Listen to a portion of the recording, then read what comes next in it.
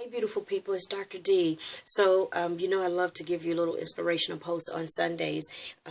This is Thursday. I'm a bit moved, and so I'm posting um, at a time that I normally don't post. But I'm really moved by some of the responses to the Parkland shooting here in Florida, particularly with this notion that we need to arm teachers.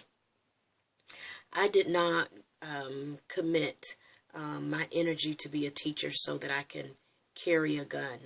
I came to teach enlightened minds to lift people more than this notion, which I think to be a ridiculous notion, that teachers need to carry a gun. I think it's ridiculous for a number of reasons. But first of all, more than the need for more guns, we need a more lifting in our souls, in our hearts, and in our minds. We have not demonstrated our true commitment to each other as human beings, whether that's teacher, student, parent, child, Republican, Democrat. We treat each other horribly.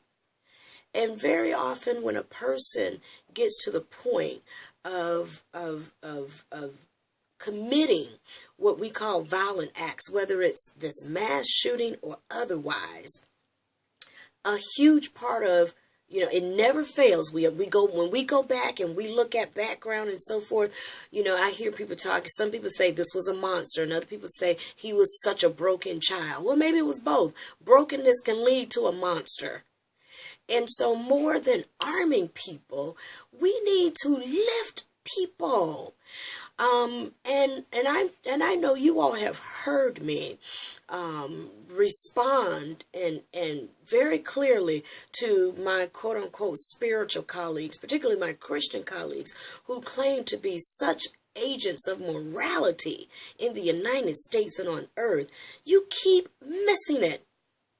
You keep missing it. You are never on the front line of what it means to lift the human soul. All you want to do is try to get people to an altar. For what? May Billy Graham rest in peace. For the goodwill that he did put out in the earth, may he be celebrated for that. But there's much more to it. May he be celebrated, rightfully so. But there is much more to it. He was great on some things, and like many people, he was a little shy on other things. Yet and still, may he be celebrated for the goodwill that he did put out. But we have missed it. And I don't know what it's going to take for us to get a grip on how important it is to operate in goodwill and love. These children do not have what they need in heart. I don't care if you go from one street corner to the foster care system to wherever. They don't have what they need in heart, because we don't have it. We deny each other. We deny each other love, respect, validation. And then we wonder why these things happen. So you can check me on this if you want to, but I'm telling you right now, what we are missing is not more guns. What we are missing is a lifting of the human soul. And this is why I'm so adamantly opposed to many of my Christian colleagues who continue to support. How many Democrat Republicans? I have voted for both. I voted for both. Voted for George Bush twice. And Barack Obama twice. I'm all over the spectrum. So I'm not dedicated to any political party. But as moral agents, we shouldn't be either. As moral agents of goodness, what you call God and Jesus Christ should not be dedicated to one ideology or one political party. You should be dedicated to the goodness of God being manifested in the earth.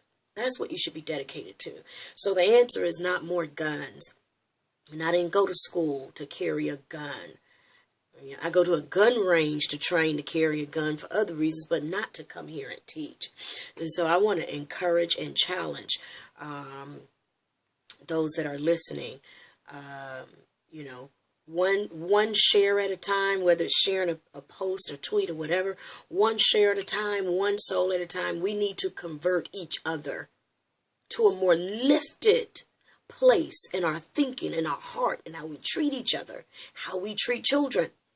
I saw individuals on Twitter going in on Oprah because it looks like she had donated, committed to donate some money to, I guess, maybe some of the student movements or what have you. So forgive me if I'm misquoting, but I saw individuals saying, well, why don't you donate that to the March for the Right for Life?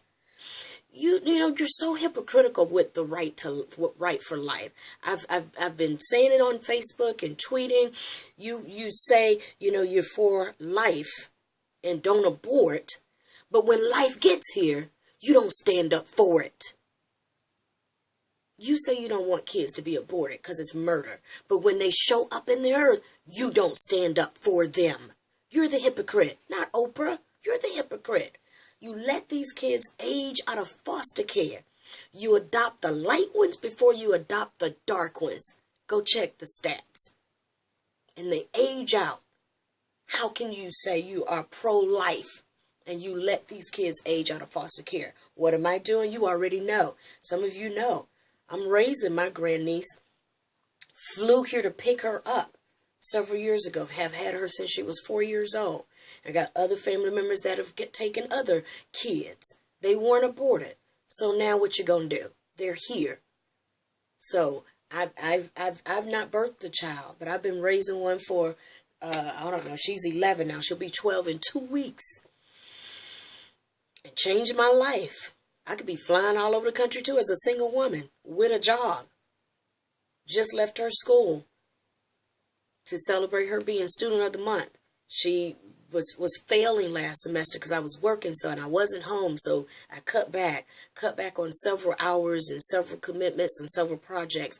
Her life changed like that. Grades changed like that. More engaged. Teachers writing me letters. Man, she's doing great. She's doing wonderful. She's more organized. We came up with some strategies and talked with my brother, Pastor Darren Jones, and we got some, I mean, she's doing fast. So, I'm doing my part. What are you doing? Do you have any brothers, sisters, cousins, nieces, nephews that need you? So it's hypocritical to say you are pro-life and our foster care system looks the way it is. Oprah's not the hypocrite. You are. Yeah. So anyways, I'm very passionate about what I'm talking about. I hope that my words encourage, inspire some. I don't care about losing some of my Christian friends. I really don't. Because you need to get a grip. You need to get a grip. And this is what I started to say earlier when I was justifying that I'm not committed to a political party. You know, we as Christians, collectively speaking, not me, but collectively speaking, we stand by a president who is perhaps the most unprepared and disrespectful president since maybe Nixon, Andrew Jackson. and we stand by that. And that ought not be. We have lost the moral high ground. You think people don't want to... No wonder Joy from The View talking about Krishna. You hypocrites. You don't show forth. You're never at the front line of supporting the goodness of life. You're always at the back of the line. Then you want to come up 20 years later and celebrate somebody because they did good when you weren't there with them.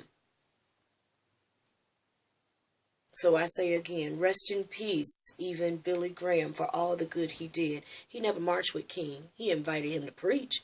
No, he didn't invite him to preach. He invited him to attend a crusade, but he was not on the front line. While he was meeting with presidents, he was not on the front line of the civil rights movement. I know, I said it. Rest in peace for all the goodwill. But he left work. After 99 years, he still left work for you to do, for me to do, for us to do. And that's not bad. It just means we've got work to do. So we don't need to arm teachers. We need to lift minds and we need to lift hearts. You can do that teaching math, English, science, humanities, engineering, art. Lift hearts and minds. And Christians, if you're going to be a more agent, be one. Because right now you're not. And quite frankly, you rarely have been. Yeah. Okay. All right, well, that's just on me. And so I hope that encourages some of you. And I hope it challenges some of you. I hope. We can fix this and we can change this. It just takes one generation at a time. It takes souls being converted to goodness. And we can do that. We can do it. All right. Take care, everybody. Be blessed.